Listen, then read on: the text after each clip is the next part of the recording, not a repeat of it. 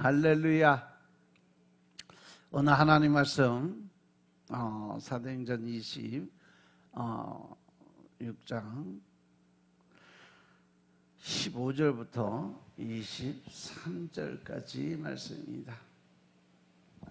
사도행전 26장 15절부터 23절까지 같이 합독합니다. 지연이 나왔냐? 어이구, 언제 나왔냐? 이거 내가 대답하되 주여 니시니까 주께서 가라사대 나는 내가 핍박하는 예수라. 일어나 내 발로 서라. 내가 내게 나타난 것은 곧 내가 나를 본 일과 장차 내가 내게 나타날 일에 너로 사원과 증인을 삼으려 함이니 이스라엘과 이방인들에게서 내가 너를 구원하여 저희에게 보내어 그 눈을 뜨게 하여 어둠에서 빛으로 사단의 권세에서 하나님께로 돌아가게 하고 죄사함과 나를 믿어 거룩게 된 무리 가운데서 기업을 얻게 하리라 하더이다.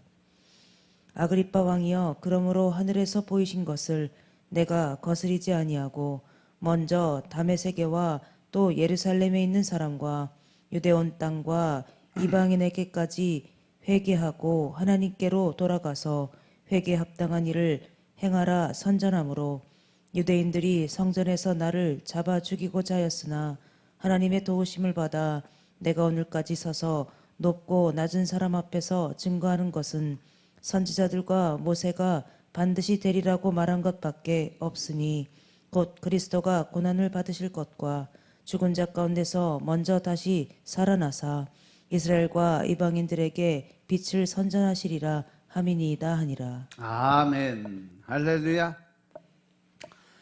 이 본문의 말씀 보니까 다메섹으로 찾아왔던 그분이 바로 자신이 그렇게 핍박을 했던 예수님이셨어요. 예수님이 십자가에서 돌아가시고 난 다음에 3일 만에 부활하셨고, 그리고 40일 만에 승천을 하고 하늘의 보좌 우편에 지금 앉아 계신 분이에요. 그러한 예수님이 빛으로 사도 바울을, 예수님을 핍박하며 그렇게 힘들게 했던 그 사도 바울을 직접 찾아오셨어요. 그리고 그 사도 바울에게 예수님이 네 발로 서라 라고 말씀하세요. 이런 사도 바울은 아나니아에 대한 이야기가 생략이 돼요. 여기서 그 대신 아나니아를 통해서 받은 소명이 자신이 직접 주님으로부터 받은 것으로 진술을 하고 있어요. 누가에게 있어서 사도 바울이 소명의 인식을 아나니아를 통해 전해받았던 건 주님으로부터 직접 받았던 건 그것 자체가 중요한 것은 아니에요. 오히려 누가는 상황에 맞춰서 요점을 분명하기 위해서 부수적인 것들을 언급하지 않고 핵심적인 내용만 전달했어요. 또 아나니아에 관한 이야기는 유대인을 상대로 말할 때 자신이 유대교적 그 경건성, 정통성을 증거하기 위해 꼭 해야 하는 이야기였지만, 지금같이 이 헬라적 청중들까지 포함된 상황에서 변증을 하는 때는 유대교적 어떤 경건과 전통성을 그렇게 중요하게 생각할 필요는 없다는 거죠. 다만 여기서 불가항력적인 것이 뭐냐, 주님의 부르심의 사도 바울이 어떻게 이끌림을 당했는가가 중요하니까 그것을 증언하는 거죠. 그래서 여기서 네 발로 서라 하는 말씀은 에스겔과 예레미야의 소명을 우리가 알 수 있게 보여줘요. 사도 바울의 소명 내용도 이사야서 42장 5절부터 7절부터 나오는 여호와의 종의 소명과 유사한 면을 보여주죠. 예수님이 나타난 것을 사도 바울로 증인 삼기 위해서 나타나셨다라고 말씀하셨어요. 그래서 주님께서 사도 바울을 부르신 것은 그를 일꾼 삼아서 보고 들은 부활의 예수님을 증거하게 계획한 그 일을 하게 만들어주기 위해서요. 여기서 나를 본 일은 이 다메섹에서 예수님을 경험한 것을 가리키죠. 그것은 바로 장차 나타날 일을 앞으로 환상 가운데 사도 바울에게 보여줄 그러한 것을 알려주는 거죠. 그래서 사도 바울을 통해서 소아시아와 유럽과 로마의 복음을 전하는 거죠. 사도 바울의 두려움과 어떤 이 경외심에만 사로잡혀 있을 것이 아니라 주께 받은 사명을 적극적으로 수행해 나가도록 명령을 받았다는 것을 지금 변론을 하고 있어요. 즉 다시 말해서 그는 지금 자기가 죽음의 자리에 섰던 이유를 변명하는 대신 예수 그리스도를 복음을 증거하기 위해서 최대한 그 내용을 복음으로 끌고 가기 위해서 엄청 노력을 하고 있는 모습이에요. 그래서 17절 18절에 보니까 내가 너를 구원해서 그들에게 보내서 그 눈을 뜨게 해준다. 예수님은 사도 바울을 구원해서 이스라엘과 이방인들에게 보내줬어요.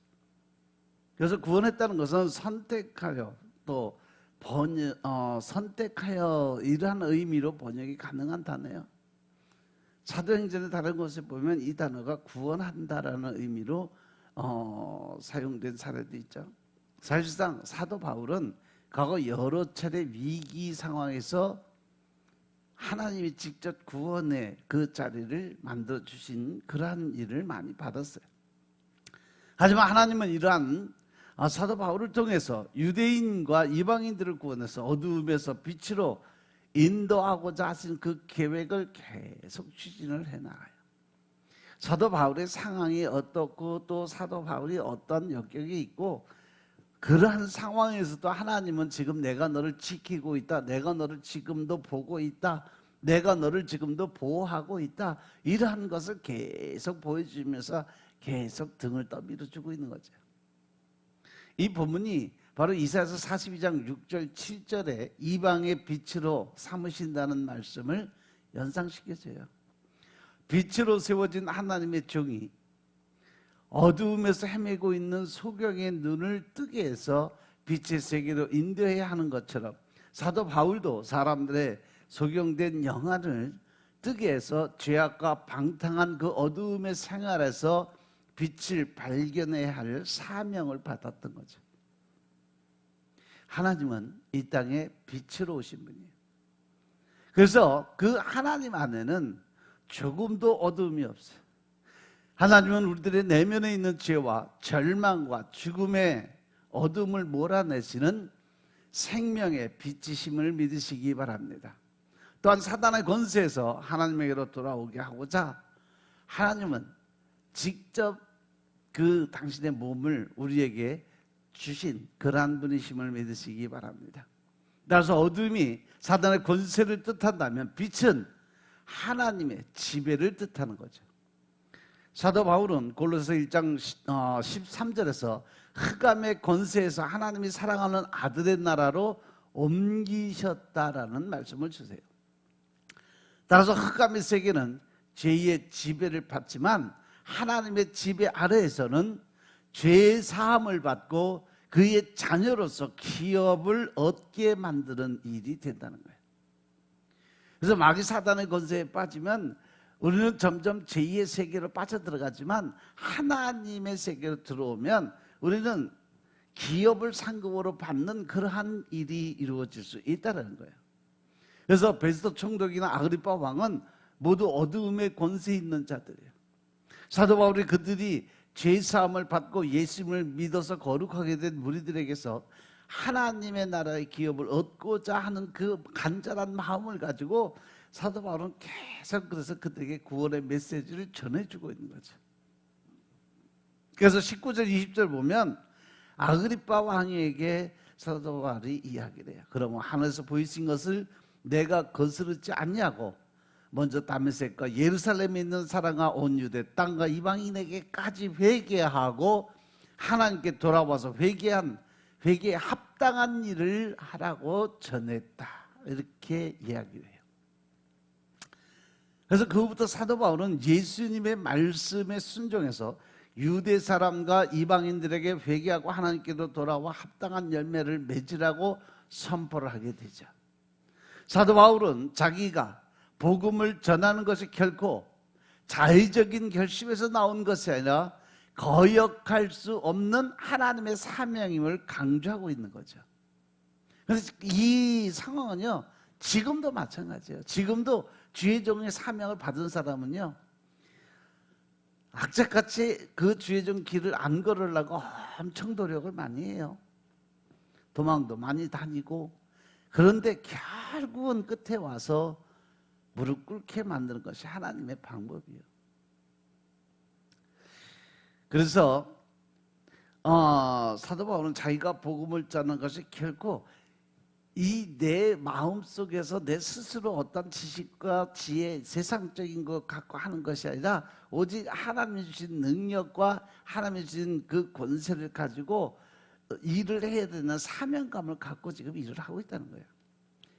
그가 그리스도인 된 것, 또 자신의 능력이나 의지와 관계없이 이루어진 거라는 것을 고백을 해요. 그래서 그가 복음을 증거하는 것도 거역할 수 없는 하나님의 소명이었다는 거죠. 만약 그가 자기의 본바를 전하지 않는다면 그것은 하나님의 뜻을 거역하는 그러한 일이기 때문에 자기는, 이 사도 바울은 끝까지 내가 보고 들은 것을 증거해야만 된다는 사명감을 갖고 일을 하는 거예요. 그래서 사도 바울은 이러한 논리로 자기 사역의 정당성을 납득시키고 있는 거예요. 그것은 단지 청중들을 이해시키기 위한 논리가 아니죠. 하나님의 주권이 그의 삶을 불가항력적으로 이끌어가고 있다는 것을 그가 고백을 하는 거예요. 하나님이 나를 이렇게 이끌어줘서 이 자리까지 오게 만들었다는 고백이죠. 그러한 까닭에 그는 하나님의 주권과 영원한 예정을 이어갈 수 있었다는 거죠. 자신의 연약함과 하나님의 강하심, 그리고 자신의 죄악됨과 하나님의 거룩하심에 대해서도 말을 할 수 있었다는 거예요. 왜? 내가 나를 내려놓으니까 하나님을 높일 수밖에 없고, 내가 죽으니까 나의 그 모든 영광이 하나님께 올려드릴 수 있는 계기가 됐다는 거예요. 그래서 사도 바울은 예루살렘, 유대 이방인이라고 말하여 마치 예루살렘 교회의 복음이 예루살렘에서 유대로, 유대에서 사마리아로, 사마리아에서 땅 끝까지 점진적으로 확대되면서 전파되는 것을 지금 말씀을 통해서, 복음을 통해서 지금 증거를 하고 있는 거죠. 실제로 사도 바울은 다메섹에서 회심 이후에 먼저 다메섹에 있는 사람들에게, 그 다음에는 예루살렘 사람들에게 복음을 전파하고, 이제는 로마까지 이 사도 바울이 복음을 전함에 있어서 회개의 축구는 가장 기본적인 거예요. 그런데 모든 복음의 제일 처음에 이루어지는 게 뭐냐면 회개예요. 세례 요한도 와서 처음으로 세상 사람들에게 공표한 것이 회개하라, 천국이 가까웠느니라. 예수님도 이 땅에서 복음을 선포할 때 제일 첫 번째로 하신 말씀이 뭐예요? 바로 회개하라, 천국이 가까웠느니라. 초대교회 사도들도 마찬가지요. 그들도 회개하며 하나님 앞에 통해 자복하고, 그리고 그들이 성령을 받아 변화된 삶을 살았다는 거죠. 회개는 단순히 과거에 내가 뭘 잘못했어요 하고 용서를 비는 그것으로 끝나는 것이 아니라, 나의 그 잘못된 행동이나 말, 언어를 이제는 그것을 끝을 내고 더 나아가서 내 삶의 이 전환점을 만들어서 내가 새롭게 변화된 모습을 보여주는 것이 바로 회개라고 그랬어요. 그래서 회개는 어두움에서 빛으로, 사단의 권세에서 하나님에게로 옮겨가는 것을 바로 회개라고 얘기해요. 이것이 바로 복음의 가장 중요한 팩트예요. 가장 중요한 말씀이라는 거죠. 회개에 합당한 일을 행하라는 이 표현이, 그래서 마태복음 3장 8절에 회개에 합당한 열매를 맺으라는 그 말씀과 상통한 그러한 말씀이에요. 사도 바울은 이를 성령의 9가지 열매로 표현한 적도 있죠. 갈라디아서 5장 22절 23절에 성령의 9가지 열매로 표현돼서 진정한 의미에서의 회개와 구원은 바로 그 열매로서 증거를 해야 된다는 거죠. 그래서 온전히 회개가 이루어진 사람은요, 이 성령의 9가지 사랑과 온유와 겸손과 모든 것의 끝에 그 절제가 이루어지는 그러한 삶을 살아가는 것이 진정한 그리스도인으로 거듭난 모습이다라고 설명을 하고 있는 거예요. 21절에 보니까 유대인들이 성전에서 나를 잡아 죽이고자 했다. 유대인들이 성전에서 사도 바울을 죽이고자 하지만 그래도 나는 하나님의 역사로 인해서 살아서 이곳까지 왔다는 거죠. 사도 바울은 지금 신문 맞는 자리에서 서기 한 직접적인 제목이 뭐예요? 성전을 못 얻겠다는 그러한 죄를 가지고 그를 사형에 처하라고 소리를 지른 거예요. 그런데 사도 바울은 그 이야기를 생략하고 있어요. 대신에 그는 자기가 유대인과 이방인에게 복음을 전파한 일, 그리고 유대인들이 그를 죽이려 했던 일을 연관시켜서 설명함으로써 문제의 본질적 핵심을 나타내고자 했어요. 성전을 더럽혔다는 추측에 의한 정죄는 하나의 어떤 그 계기가 될 뿐이라는 거예요. 유대인들이 사도 바울을 죽이려 했던 궁극적인 이유가 그가 이방인에게도 하나님의 구원의 복음을 전파했기 때문에 이방인들에게는 하나님의 말씀을 받을 자격이 없다는 거죠. 하나님의 말씀은 오직 하나님의 백성인 우리만 받고 그 하나님의 그 말씀에 따라 살아야 되는데 왜 그것을 이방인들에게도 그것을 전했냐? 그래서 그게 잘못됐다. 그러니까 너는 죽어야 된다 이거죠. 유대인들의 그 배타적 선민의식을 잘 알고 있던 아그리파 왕이 사도 바울의 이 소명, 즉 유대인뿐 아니라 이방인에게도 복음을 전파해야 한다는 것을 들었을 때 유대인들이 왜 그토록 이 사도 바울을 죽이려고 했는지 그는 그때 알게 된 거예요. 그들의 특권의식이 결국 사도 바울을 핍박했다는 것을 깨달은 거죠. 그래서 사도 바울은 복음을 증거하는 과정에서 여러 차례 죽음의 위협에 직면했지만 구사일생으로 구원을 받게 됐어요. 그것이 바로 고린도후서 11장의 말씀에 보면 쭉 나와요. 그것은 전적으로 하나님의 도우심이었고 17절에 기록된 약속의 성취이기도 해요. 사도 바울이 항상 증언한 것은 구약 성경에 기록된 것처럼 예수님이 죽으시고 부활하셔서 인류의 빛이 되었다는 사실을 증거하는 거죠. 여러분 22절에 보니까 하나님의 도우심으로 내가 오늘까지 서서 높고 낮은 사람 앞에서 증언하는 것이 선지자들과 모세가 반드시 될 거라고 말한 것밖에 없다 이렇게 얘기해요. 사도 바울은 높고 낮은 사람들 앞에서 선지자들이 반드시 되겠다 하고 말씀하신 것을 증거했다는 거죠. 그래서 앞에서는 복음이 민족의 차별을 뛰어넘어서 유대인에게도 이방인에게도 전파되어야 되는 그러한 말씀을 증거했어요. 그리고 여기서 복음이 신분이나 지위에도 상관이 없이 전파를 해야 된다는 것을 설명하고 있는 거죠. 즉 하나님의 이 복음은, 하나님의 말씀은 지위, 고와 남녀노소 누구라도 다 들어야 된다는 거예요.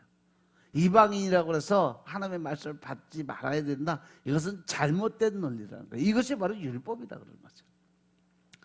복음은 어떤 특정 계급이나 집단의 이익을 대변하거나 편파적인 것이 아니라 그것을 믿음으로 받아들이는 모든 사람들에게 공평하게 혜택을 준다는 거죠. 그 말씀의 본질이 뭐냐? 요한복음 3장 16절의 말씀이에요. 선지자와 모세는 율법과 선지자와 같은 뜻의 표현으로 구약 전체를 요약한 말씀이에요. 사도 바울이 계속해서 강조하는 것은 뭐냐? 자기가 전파한 복음이 모세나 선지자들이 하나님께로부터 받은 계시와 동일한 계시다는 거예요.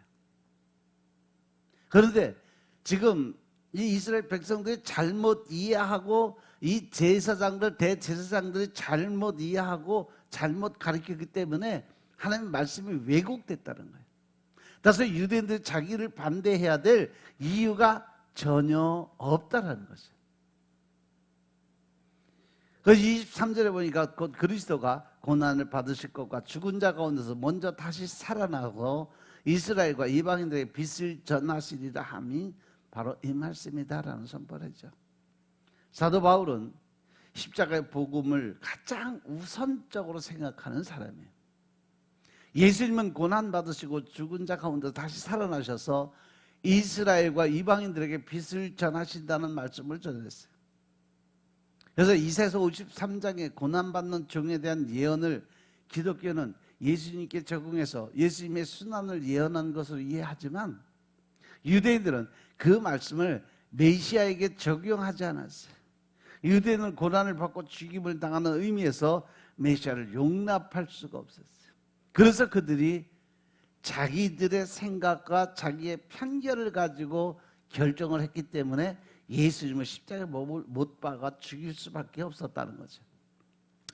그들이 기대한 메시아는 영웅적 존재로서 옛 유다 왕국의 영광을 재건하고 하나님의 공의로 통치할 지상적, 정치적 인물을 바라보고 있었던 거예요. 메시아가 이방의 세계를 포함한 만방의 빛이 되리라는 예언은 바로 이사야에서 분명히 기록이 되어 있어요. 이사야서 42장 1절부터 7절의 말씀 보면 아주 이 첫 번째 주의 중에 하나 말씀인데 자세하게 아주 하나님이 기록을 해놨어요. 내가 붙드는 나의 종, 내 마음에 기뻐하는 나의 택한 사람을 보라. 내가 나의 신을 그에게 주었은즉 그가 이방에 공의를 베풀리라. 그는 외치지 아니하며 목소리를 높이지 아니하며 그 소리로 거리에 들리게 아니하며 상한 갈대를 꺾지 아니하며 꺼져가는 등불을 끄지 아니하고 진리로 공의를 베풀 것이며 그는 쇠하지 아니하며 낙담하지 아니하고 세상에 공의를 세우기에 이르리니 섬들이 그 교훈을 앙망하리라. 하늘을 창조하여 펴시고 땅과 그 소산을 베푸시며 땅 위의 백성에게 호흡을 주시며 땅에 행하는 자에게 신을 주시는 하나님 여호와께서 이같이 말씀하시되 나 여호와가 의로 너를 불렀은즉 내가 내 손을 잡아 너를 보호하며 너를 세워 백성의 언약과 이방의 빛이 되게 하리니 내가 소경의 눈을 밝히며 갇힌 자를 옥에서 이끌어내며 흑암에 처한 자를 간에서 나오게 하리라. 아멘. 이 세상의 정의라는 것은 때때로 시끄럽까지 폭력적으로 나타나요. 강한 자의 목소리가 이기는 것 같고 약한 자의 신음은 쉽게 묻히곤 하는 것이 바로 세상의 정의예요. 불의가 만연한 현실에서 하나님은 어디 있냐 하고 묻게 될 때, 그리고 하나님의 침묵이 길다고 느껴질 때, 우리는 이사야서 42장에서 하나님의 가장 놀랍고 역설적인 해답을 볼 수가 있게 됩니다. 이 말씀은 이사야서 첫 번째 종의 노래를 통해서 하나님께서 일하시는 방식과 하나님이 보내신 구원자의 모습을 진지하게 우리가 볼 수가 있습니다. 그래서 이사야 42장은요 하나님의 장엄한 선포로 시작이 돼요. 내가 붙드는 나의 종, 내 마음에 기뻐하는 자, 내가 택한 사람을 봐라, 이거죠. 그리고 내가 나의 영을 그에게 주었고 그가 이방에 정의를 베푸는 자가 될 거다. 하나님께서 하나님의 계획을 이루실 한 종을 소개하는 장면이죠. 그런데 이 종은 세상의 영웅들과는 전혀 다른 모습으로 우리에게 다가오죠. 그는 소리를 치지도 않아. 그는 또 외치지도 않고 목소리를 높이지도 않고 그 소리를 거리에 들리게도 하지 아니하며 그의 사역은 과시적이나 선동적이지 않다는 거죠. 세상의 주목을 끌기 위한 요란한 외침이 아닌 진리의 내적인 힘으로 조용히 그러나 깊게 사람들의 마음속에 들어간다는 거죠. 그리고 그런 연약한 자를 다 품는 자라는 거예요. 상한 갈대도 꺾지 않고 꺼져가는 등불도 끄지 않고 진실로 정의를 시행하는 자. 이것이 하나님의 정의가 세상의 정의와 다른 지점이에요. 세상은 이미 상처 입고 연약해진 존재들을 쉽게 버리고 무가치하게 여기지만 하나님의 종은 그 마지막 남은 작은 생명과 희미한 불씨마저도 소중히 여기서 다시 이렇게 세우는 일을 하시는 분이 바로 하나님의 방법이다 이거죠. 그의 정의는 파괴가 아닌 회복의 그 목적이 있음을 분명하게 선포를 하고 있어요. 그리고 그는 쇠하지 않는다고요. 그는 쇠하거나 낙담하지 않고 마침내 세상에 정의를 세울 것이다. 그의 온유함은 나약함이 아니에요. 그것은 하나님의 뜻을 이루기까지 결코 포기하지 않는 강인함과 인내의 또 다른 이름이에요. 그것이 바로 온유예요. 이 종의 사명은 이스라엘을 넘어서 이방의 빛이 되고 눈먼 자들의 눈을 밝혀주고 갇힌 자를 감옥에서 이끌어내고 흑암에 앉은 자들을 그 어둠의 세계에서 나오게 하는 거예요. 이 모습은 신약에서 예수 그리스도를 통해서 완벽하게 이루어졌음을 믿으시기 바랍니다. 예수님께서 소외된 자, 병든 자, 죄인들을 찾아가셨고 그들의 상한 마음을 다 싸매 주셨고 십자가의 길을 묵묵히 걸어가심으로 온 인류를 위한 구원의 빛이 되셨음을 믿으시기 바랍니다. 그러나 이 사두개인을 제외한 대부분의 유대인들이 부활은 믿고 있지만 메시아가 고난을 받으라고는 생각지도 않았다는 거죠. 그들로서는 메시아가 죽었다가 첫 번째로 부활하라는 것을 생각할 수도 없었던 사람이에요. 그러나 분명 예수님께서는 메시아로서 고난을 당하고 죽은 자들 가운데서 부활해서 잠자는 자들의 첫 열매가 되셨다라고 고린도전서 15장 20절에 기록이 되어 있어요. 그뿐 아니라 메시아는 유대 민족은 물론이고 모든 민족에게 빛을 선전하신다는 거죠. 따라서 부활의 예수님은 큰 빛으로 계시는 분이심을 믿으시기 바랍니다. 선전하신다는 것은 바로 공포하고 선언하고 또 전도한다는 그런 뜻을 가지고 있어요. 그리고 빛을 선포한다는 것은 하나님을 증거한다는 그런 말씀이고 어둠이 아니라 밝음을, 죽음이 아니라 생명을 선포하는 그러한 말씀이에요. 예수님은 큰 빛으로 이 땅에 오신 분이심을 믿으시기 바랍니다. 예수님의 빛에 비치면 어떤 어둠도 다 물러가게 되어 있습니다. 사도 바울의 무지함도 예수님의 빛으로 깨끗하게 씻김 받았음을 깨달으시기 바랍니다. 예수님이 이 땅에 오심으로 나의 내면에 있는 절망과 무의미, 허무함도 다 떠나간 줄로 믿으시고 이제 하나님이 주신 그 담대한 믿음을 가지고 나아가서 복음 전도자의 사명을 감당할 수 있는 여러분들의 삶이 되시길 주님을 축원합니다. 바울처럼 어떤 상황이 와도 어떤 조건이 돼도 우리는 우리 입에서 나오는 것은 오직 예수, 오직 한 길, 오직 복음의 그리스도를 증거하는 자들이 되시길 주님을 축원합니다. 기도드리겠습니다. 아버지 하나님 감사드립니다. 오늘도 아버지의 은혜 가운데 우리가 살아갈 수 있도록 주님이 역사하시니 감사합니다.